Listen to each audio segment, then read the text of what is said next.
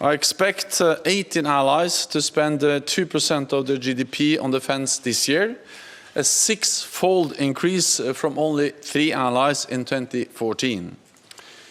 In 2024, NATO allies in Europe will invest a total of $380 billion in defense. For the first time, this amounts to 2% of their total GDP. By the end of 2024, European allies and Canada will have added more than $600 billion for defense since we made the defense investment pledge in 2014. We still have a way to go, but we have already made historic progress. We also discussed ramping up production of ammunition to refill our stocks and continue to support Ukraine. We need to shift from the slow pace of peacetime to the high-tempo production demanded by conflict. To do that, manufacturers need signed contracts. And just in the past few months, NATO has agreed contracts worth $10 billion. This helps Ukraine, makes NATO stronger, and provides more highly skilled jobs in Europe and North America. We also discussed the deteriorating security environment. We can never take peace for granted, but we do not see any imminent military threat against the alliance. NATO continues to ensure there is no room for miscalculation in Moscow about our readiness to protect all allies. Right now, we are conducting Steadfast Defender, the largest NATO exercise in decades, with approximately 90,000 forces from all 31 allies and Sweden, testing our ability to swiftly move forces across the lines to defend our eastern flank. Today, we also met with Ukraine in the NATO-Ukraine Council. Defense Minister Umrov briefed allies on the latest developments on the ground, and we addressed the importance of our continued support. Just in the past few days, we have seen new packages of aid announced by allies, including Canada, Finland and Norway, covering key capabilities like F-16 equipment and spare parts, as well as air defense. A group of allies is coming together with the goal of delivering 1 million drones to Ukraine. 20 NATO allies have also agreed to form a demining coalition. All of this will help to save Ukrainian lives. Together, NATO allies account for 99% of all military aid to Ukraine. And our continued commitment is essential to preserving Ukraine's freedom. Since Russia's invasion, the United States has provided Ukraine with around $75 billion in military, financial and humanitarian aid. Other NATO allies and partners have provided over $100 billion. So our support is an example of true transatlantic burden sharing. And it is making a real difference every day. Today, we decided to create a new NATO-Ukraine Joint Analysis, Training and Education Center in Bydgoszcz, Poland.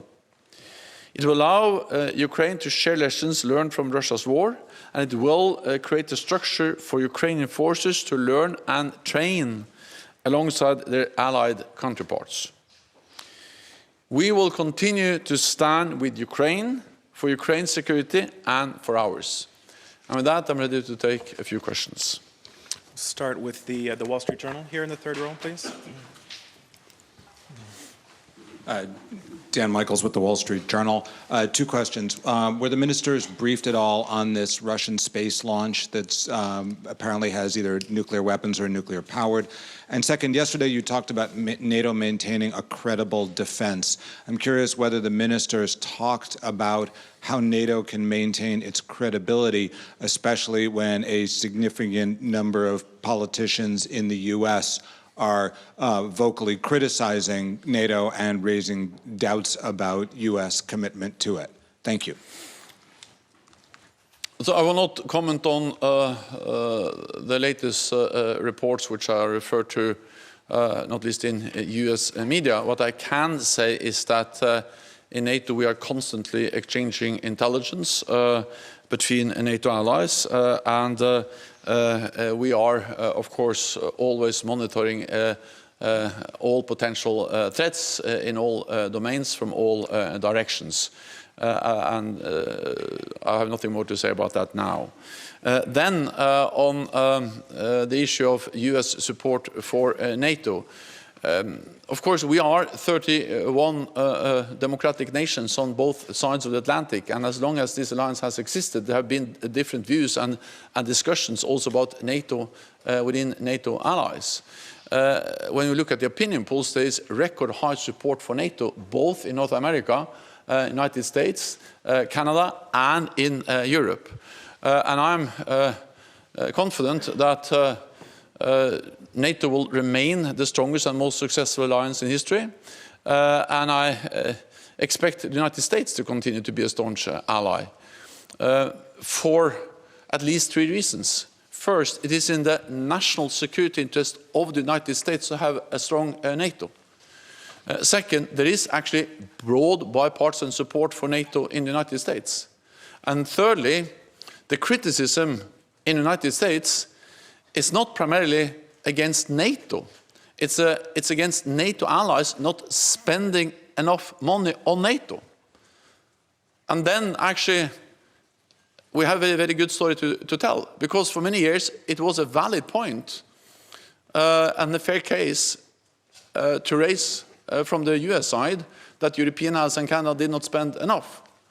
But things have really changed with increased defense spending across Canada and Europe, and with now record high investments in Europe and Canada, and more allies are meeting the 2% target. It is in the US interest to have a strong NATO because no other major power has anything like NATO, more than 30 friends and allies. And that makes the US stronger. The US accounts for 25% of the world's GDP. Together with NATO allies, we account for 50% of the world's economic might and 50% of the world's military might. And we have to remember also that the US have never fought alone in a war. They've always been there together with all the other allies, from the Korea War to Afghanistan. And we have to remember that the only time we invoked Article 5 was after an attack on the United States, and hundreds of thousands of soldiers from Canada and from Europe fought alongside US soldiers, and many of them paid the ultimate price. So it is in the national security interest of the United States to maintain NATO as the most successful alliance in history, and therefore I'm confident that the US will do so. Go to the BBC in row 3 over here, please. Thank you, Secretary General. You said earlier today that you expect the US House of Representatives to approve the military aid package to Ukraine. I just wonder, what gives you that expectation? Is it more hope that you have than expectation? And would you go as far as to say, without US military aid to Ukraine, it could prove fatal for its defences? We're seeing what's happening in Avdiivka at the moment, with the Russians making advances surrounding the city, and Ukraine not having enough ammunition. I expect the US Congress to agree a package for Ukraine because there is a broad majority in the Congress for supporting Ukraine. And I visited the United States and spent much time also in the Congress meeting politicians from both sides of the aisle, and they confirmed the message that actually there is a broad support for Ukraine. And I expect that this majority in the Congress, in one way or another, will be reflected in the decision. And I also met with the Speaker of the House, Mike Johnson, and we actually agreed a joint statement where it's clearly stated that President Putin must not win in Ukraine. And of course that requires support from all NATO allies, because if President Putin wins in Ukraine, it's also a challenge for us. It will be a message to authoritarian leaders, not only Putin, but also to President Xi, that when they use military force, they get what they want. What happens in Ukraine today can happen in Taiwan tomorrow. So this matters for our security, it matters for US security, and therefore I expect that the majority which is in the US Congress in one way or another will be reflected in the decision. It's not for me to guarantee anything on behalf of an independent sovereign parliament or national assembly, but based on the messages, based on the political reality, and based on the US security interests of not allowing President Putin to win, I continue to expect that they will find a way to agree. Then, of course, the fact that the US has not been able to make a decision so far has already had consequences. It is impacting the flow of support. To some extent, this can be compensated by increased support from other allies. And the European allies and Canada are stepping up, are doing more. And if you put together the military, the economic and the humanitarian support, actually Canada and European allies are providing more support than the United States. But the United States being by far the biggest ally, of course it's vital that that continue to provide support. And therefore I continue to expect that they will be able to make a decision, and hopefully as soon as possible. We'll go to New Voice Ukraine here in the second row. New Voice of Ukraine. Secretary-General, U.S. Ambassador to NATO Julian Smith said she does not expect NATO to offer Ukraine membership at the Washington summit. What needs to happen for Ukraine to receive these invitations? And don't you think that Ukrainians who give their lives daily for its own and Europe's security deserve concrete terms and timing about joining the NATO? And the second question is, it is known that Ukraine expects to receive F-16 fighter jets this spring. Is it realistic? And will Ukraine actually receive them?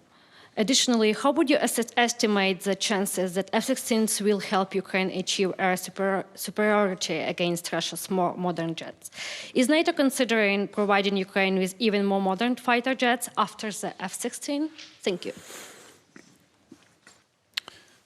Ukraine is closer to NATO membership than ever before, and that's because we made important decisions at our summit in Vilnius last year. Because then we decided to turn the membership process for Ukraine from a two-step process to a one-step process by removing the requirement for a membership action plan. Because normally we have had as requirement before an invitation can be issued to an applicant country, they have to be part of something we call a membership action plan. We said Ukraine doesn't need that, so that just by doing that we made the whole accession process much more simple and faster for Ukraine. The other decision we made was to establish the NATO-Ukraine Council that met today, which is a platform to strongly deepen our political cooperation and move again Ukraine closer to membership in strengthening our political cooperation. Then, thirdly, we agreed a comprehensive program for interoperability, meaning ensuring that the Ukrainian armed forces should have standards, doctrines, procedures which makes them fully interoperable with NATO soldiers and the armed forces. And by doing that, the aim is to move Ukraine so close to membership that when you make the decision, they can become member very, very quickly. In one way, as we have seen with Finland and Sweden, where actually they applied for membership in May and already in July the same year, they were both invited to become members. Then actually today, we decided to establish the Joint Evaluation and Training Center, yet another tool to ensure that we will bring Ukraine to that level where they very quickly can become a full member of the alliance. Then, of course, an invitation will be made when all allies agree and the conditions are met. We are now moving closer and closer to that point. Go next to Efe in the third row in front of me here, please. Yeah, to be honest, I forgot that question. Well, F-16s, I think that's a big contribution by NATO allies to provide Ukraine with F-16s. And of course, these planes also have a lot of modern equipment systems, which makes the F-16s a very potent and important weapon for Ukraine. The effort now, and that was addressed in the meeting, is that Denmark and Netherlands are leading the effort, supported by many other allies, Belgium, Norway and others, to provide the training, to provide the spare parts, to provide the technical assistance, the maintenance capabilities, to actually make the F-16s a sustainable and important capability for Ukraine. There is no silver bullet. There is not one system that will change completely the situation on the battlefield or in the air.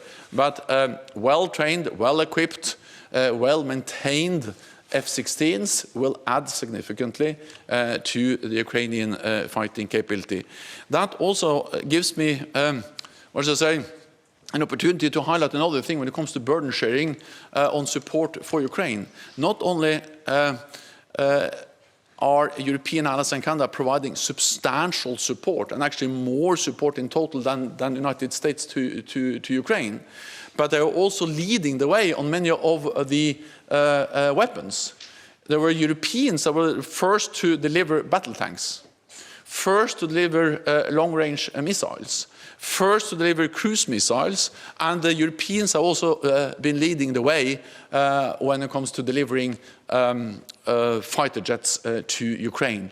So the message is that the support for Ukraine is not the United States is doing alone. It's something actually NATO allies, Europe, Canada and the United States are doing together, and therefore we should continue to do it together, all of us, because it matters for our security.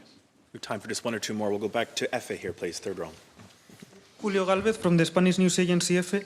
If you could give any more details about this new joint center, for example, where it will be located, how many soldiers will it be possible to train, and when it will be launched? It will be located in Bydgoszcz, Poland. Then it remains to be decided on many of the details. What we have made now is the political decision, and then we need to implement that decision in the coming weeks and months. So today's decision is the start of a process. The training center will enable Ukraine to share lessons learned from the Russian war. This will benefit them and us, and it will also create a platform, a framework to train alongside allied, NATO allied troops.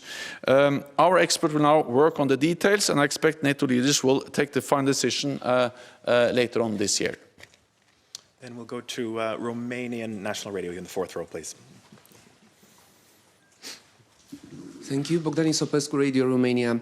There is a multiple allied naval presence around Europe, including in Baltic and North Sea.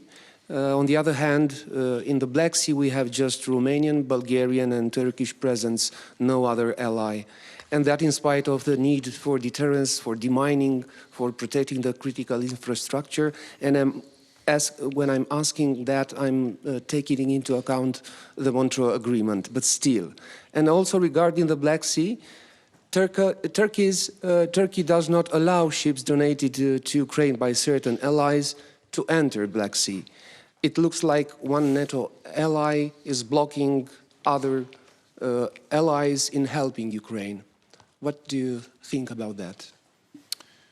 Well, the Montreux Agreement means that now the straits into the Black Sea are closed for naval ships. That means also that Russia is not able to move in more naval ships into the Black Sea. And if you then also take into account that actually the Ukrainians have been very capable of attacking the Russian Black Sea fleet. They have destroyed a large number of ships, also big ships, and just this week a new Russian naval ship was sunk by very competent and skilled Ukrainian forces. What I welcome is that Bulgaria, Romania and Turkey, three NATO allies and littoral states to the Black Sea, are actually working together on the mining, and that was also mentioned in the meeting today, and also that the combination of what these three NATO allies do, also allowing Ukraine to use their territorial waters, and the great victories that Ukraine has achieved in the fight against the Russian Black Sea Fleet. Ukraine has actually been able to open a route, a sea route, along also Romania, Bulgaria, and Turkey that has enabled them to export significant amounts of grain and other products through the Black Sea. So I think we should continue the close cooperation between NATO allies, continue to support the efforts of Ukraine to push back the Russian Black Sea Fleet, and continue to respect the Montreal Agreement. That's all we have time for. Thank you very much. Thank you so much.